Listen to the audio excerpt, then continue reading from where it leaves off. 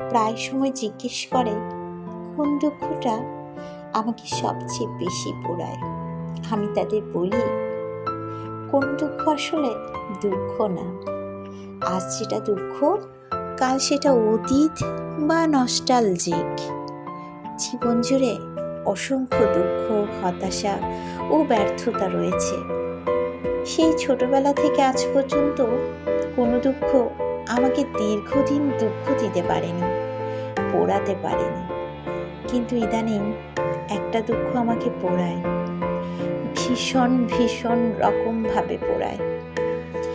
তীব্র একটা কম্পন শরীর জুড়ে বয়ে যায়, গলা ভারী হয়ে ওঠে, নিঃশ্বাস গাঢ় হয়, হাঁসফাঁস লাগে, চোখ ক্রমশ ভেজে ওঠে, আমার পুরো পৃথিবী ঝাপসা হয়ে ওঠে। যখন